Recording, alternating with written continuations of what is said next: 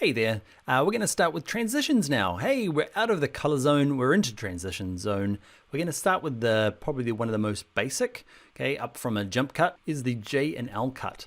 We've got 1, 2, 3 clips, and the way to cross and bridge the gap between them isn't the barn doors or page peel, it is letting the audio, can you see there's the audio wrapping underneath this one, so there's a bit of crossover. That is the J, there'll be a capital J here, okay, and there's an L here. So they're very similar, okay, they allow the audio from one track to help blend with the next, helping show a relationship, and it is a really nice polished way of kind of upgrading your jump cuts. Let's have a quick little look. Let's go back a bit. Best she can in everything that she does. And we encourage her to do things that she doesn't think she can, but we know she can. It's kind of hard. No. That's our J, that's our L. I love that they're girly. There you go. Let's go and make it. All right, to get started in this new section with transitions, our workspace is looking messy. I'm going to go from whatever we were before. Okay, I'm going to go to editing. I'm going to right click and go reset to save layout, just to kind of like get back to some sort of normality. So the J and L cut. Basically, I showed you at the beginning there what they look like. So let's actually do it. Okay, so we have got in your transitions folder, so exercise files, transitions. Let's grab J and L cuts 1, 2, and 3. Let's dump them into a sequence. Okay, and make sure they're in the right order, 1, 2, and 3. Now, audio plays a big part in this one. So what I'm going to do is just get the audio to all sound at least at the same levels. Select them all. We're going to do audio properly later on, but window, let's go to Essential Sound. Let's make sure it's all dialogue, and let's say the loudness is all matched. And you'll notice down here in a second, they all kind of balance to be at least the same levels. Okay, because there's 3, 2, 1 different shots, all different kind of microphones and levels. So they're all the same now. Now let's start with the J cut. It's that big J. You can see it there, J down and that way. There'll be a little overlay there from the editor.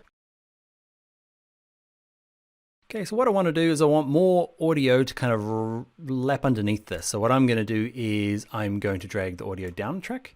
Okay, these are still linked and this is going to work. I'm going to, I want to temporarily make this shorter.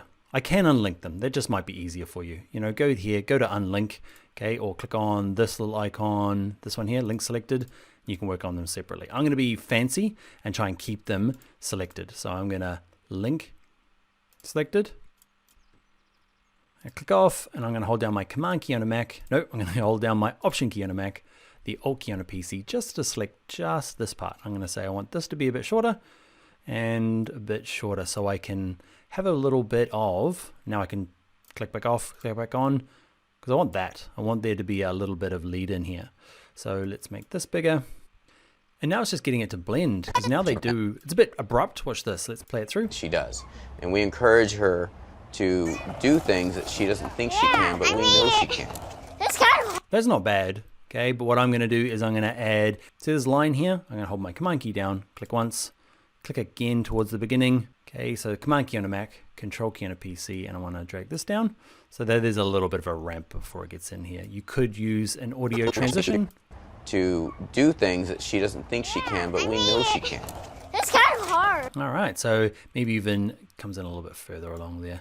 Okay, so there's my J cut. The audio precedes the shot that we're moving to, and it helps introduce it and show the connection between the two. Really simple transition. I know it's like, it's not the page peel we all wanted.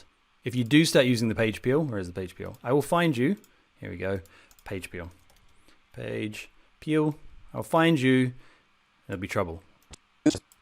Think she can, but we know she can. You can use the page peel. So the L cut's the opposite. So I did it already. I kind of tucked in the end here. We'll do it the kind of slightly longer way. Just so it can be a little bit easier rather than remembering all the shortcuts. Just unlink them. Okay, you'll find that this will be up here. I've dragged it to its own track, so that's separate because there's going to be some overlapping going on.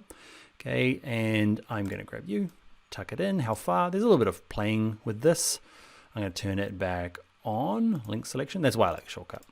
Okay, and go you, and I'll probably do the same kind of transition. So holding the command key on a Mac, control key on a PC, clicking a couple of times, and so you've got some things to adjust. And yeah, let's have a little look. Do it front side, Sierra. Oh, come on, I have to do it front side. I love that they're girly. It's a way of saying we're changing places, but there is a really strong connection between these two. And it does add to the fluidity of, that's not a word used in editing, but the flow of storytelling. So you won't find J and L cuts here in the effects panel under transitions, but it's probably one of the most used. If you haven't used it before, start trying using it and you will find there's this like, oh, it's like the icing on the cake for these edits. All right, so that's it. Let's get into another transition.